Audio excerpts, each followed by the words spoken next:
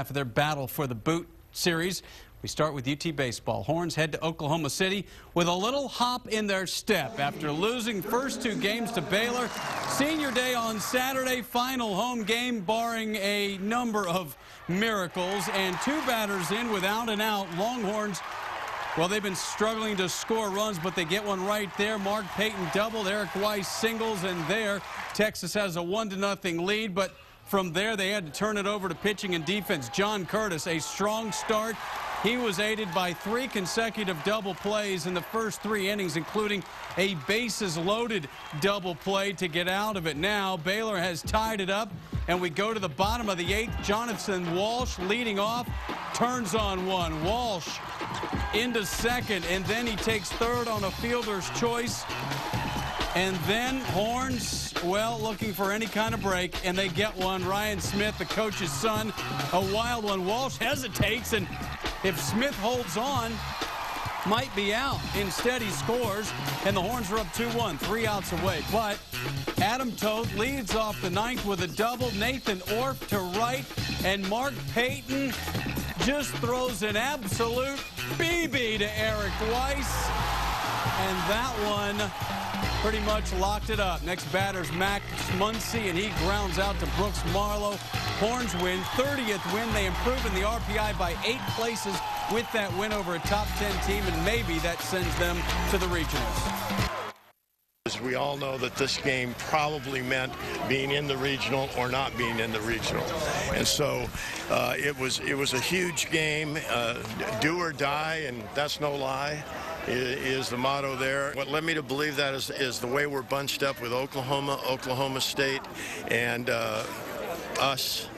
Only A&M and Baylor have separated themselves, and I don't think they'll take 5 teams. And if we didn't win this game, we could have finished 5th. And it was won by a double by Walsh. Finally, a great throw from the right fielder to the third baseman, probably to save the tie and to eventually win the game. It was a great team win. I mean, we came out with the mindset we're going to war today. I mean, this was a must-win for us, and you know, we definitely went to war. I couldn't be more happy with the way we played. I mean, we grinded out to that final out of the game, and you know, we can't wait for this next season to get going, and you know, playoff time, anything can happen now. We've beaten some tough teams. We've lost to some not so good teams, and definitely a win against Baylor, especially how hot they've been this year and how good they are. It just boosts our confidence a lot. It kind of gives us the feel that we can do anything too, like that. It is on to the Big 12 tournament. Texas, the 3 seed. They'll play the 4th game of the day on Wednesday. Last game against Missouri, scheduled to start about 7:30. Longhorns did lose 2 out of 3 to Missouri in the regular season in Columbia. Texas A&M's the 2 seed. They're on that side of the bracket as well. They'll take on Kansas State right before the Texas game. Winners and losers of those 2 games will meet again on Thursday.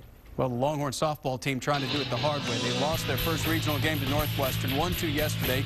Needed 2 wins today against the Wildcats to win the regional, and Blair Luna was up for the challenge. She was a loser on Friday.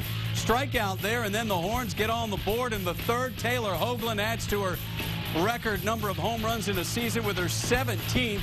Longhorns up 1-0, and then they start to put the pressure on the Wildcats. Taylor Thom with the little bunt, that scores a run, 3-0, and then the wild pitch, 4-0, and that is more than enough for Luna. She was spectacular as she strikes out 15 Wildcats. Horns win 5-0. So 40 minutes later, they turn around and play the deciding game, and they decide to stick with Luna in the circle, and she stayed red hot.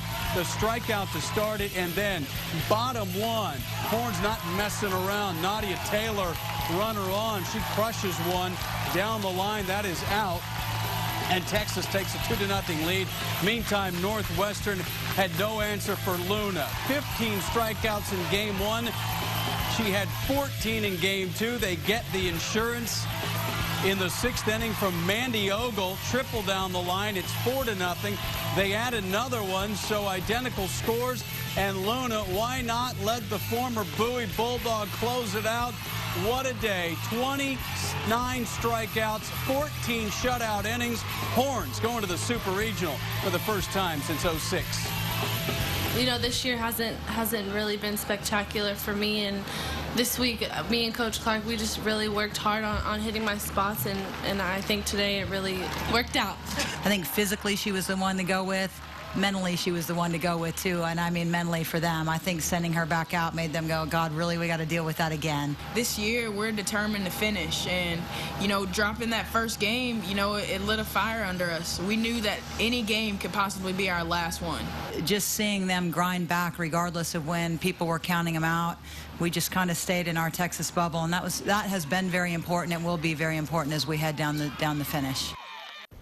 It is on to the Super Regional Best-of-3 series. Oregon coming to town beginning on Friday. Winner of the series advances to the World Series in Oklahoma City.